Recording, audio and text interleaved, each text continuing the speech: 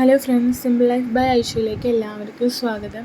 ഇന്നൊരു simple and complete daily വ്ളോഗാണ്. First of all, എനിക്ക് വീഡിയോ എടുക്കാനോ വീഡിയോ എഡിറ്റ് ചെയ്യാനോ വോയിസ് ഓവർ എങ്ങനെ കൊടുക്കണം എന്നൊന്നും കറക്റ്റായിട്ട് അറിയില്ല. എനിക്ക് അറിയുന്ന രീതിയിലാണ് ഞാൻ ചെയ്യണത്. അപ്പോൾ തെറ്റുകളുണ്ടോ ക്ഷമിക്കണം. ഇന്ന് നേരം വൈകിട്ട് എനിക്കുണ്ടായിരുന്നത്.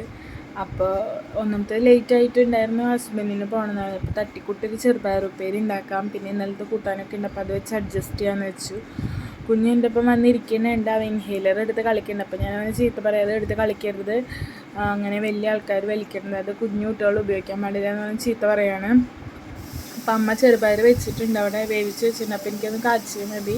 അപ്പോൾ ഞാൻ വേഗം ഉള്ളിയും വെളുത്തുള്ളിയൊക്കെ നന്നാക്കി പാനിലേക്ക് വെളിച്ചെണ്ണ ഒഴിച്ചിട്ട് ഉള്ളി, വെളുത്തുള്ളി, വേപ്പില, ഉപ്പൊക്കെ ഇട്ടിട്ട് ചൂടാക്കാൻ വെച്ചിട്ടുണ്ട്. അപ്പോൾ ഒന്ന് വഴറ്റി വരുമ്പോൾ നമുക്ക് നോക്കാം. അപ്പോൾ കുക്കറിൽ വിസിൽ ഞാൻ വേഗം കളയാം. എനിക്കൊരു അടി പിടിച്ചൊരു സ്മെല്ല് തോന്നി. അപ്പോൾ ഞാൻ വേഗം കുക്കറിൻ്റെ വിസിൽ വേഗം കളഞ്ഞ് നോക്കാം. പിന്നെ സമയം ഉണ്ടായിരുന്നില്ല, വേഗം ഫുഡ് ഉണ്ടാക്കാൻ വേണ്ടിയിട്ട് ഞാൻ വിസിൽ കളഞ്ഞുകൊണ്ടിരിക്കുകയായിരുന്നു, പ്രഷർ കളഞ്ഞുകൊണ്ടിരിക്കുകയായിരുന്നു.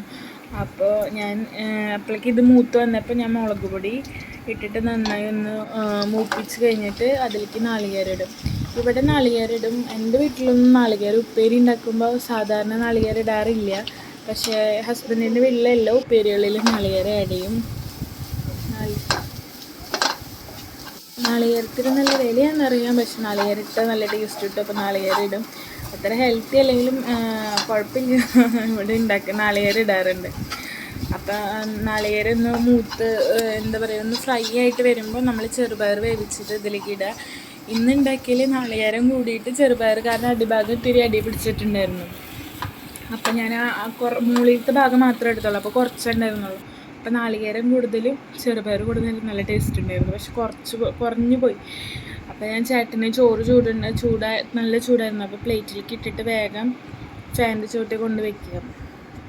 അപ്പോൾ ചോറ് പിന്നെ ചെറുപയർ ഉപ്പേരി വെച്ചതുണ്ടായിരുന്നു. പിന്നെ ഇന്നലെ ചമ്മന്തി അരച്ച തന്നെ ഉണ്ടായിരുന്നു. പിന്നെ ഇന്നലത്തെ ചിക്കൻ്റെ പാർട്സ് നമ്മൾ കറി വെച്ചിട്ടുണ്ടായിരുന്നു, അപ്പോൾ അതുണ്ടായിരുന്നു. അപ്പോൾ അതൊക്കെ കൂട്ടി ചേട്ടന് ഫുഡ് കഴിച്ചു. പിന്നെ ഉച്ചയായപ്പോൾ ഞാനും കുഞ്ഞും കൂടി ചിക്കൻ കറി വെച്ചു. ചിക്കൻ സാധാരണ എല്ലാ വീട്ടിലെങ്ങനെ ചിക്കൻ ഞാനങ്ങനെ വെക്കാറുള്ളത്, കാരണം ഞാൻ യൂട്യൂബ് നോക്കിയിട്ടാണ് ചിക്കൻ കറി ഉണ്ടാക്കാൻ പഠിച്ചത്. അപ്പം സാധാരണ വെക്കണ പോലത്തെ ഒരു ചിക്കൻ കറി, അതിൻ്റെ ഷോർട്ട്സ് ഞാൻ ഇട്ടിട്ടുണ്ട്. അങ്ങനെ പിന്നെ ഞാൻ പറഞ്ഞ പോലെ തന്നെ വോയിസ് ഓവർ കൊടുക്കുമ്പോൾ സ്പീഡ് കൂടും. ചിലപ്പോൾ ഞാൻ പറയണത് ചിലർക്ക് മനസ്സിലാവാതെ വരും, എനിക്കറിയില്ല എങ്ങനെ എടുക്കുന്നത്. പക്ഷേ എല്ലാവരും ഒന്ന് അഡ്ജസ്റ്റ് ചെയ്യണം. എന്തെങ്കിലും മിസ്റ്റേക്ക് ഉണ്ടെങ്കിൽ ക്ഷമിക്കണം.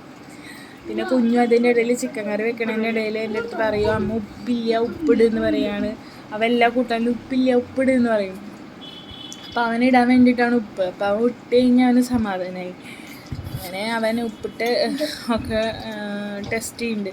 ഉപ്പിട്ട കൈ കൊണ്ടൊക്കെയാണ് വായിൽ വയ്ക്കണം. അപ്പം നല്ല ടേസ്റ്റ് ഉണ്ടെന്ന് പറയുന്നത്. ഉപ്പ് എരിവൊക്കെയാണ് അവന് ഏറ്റവും കൂടുതൽ ഇഷ്ടം.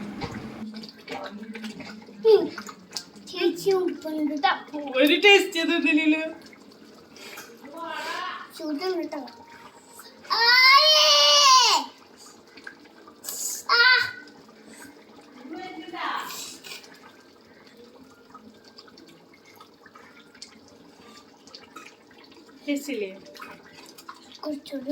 വേണ്ട, കുറച്ചുകൂടി വേണ്ട. അച്ഛമ്മയുടെ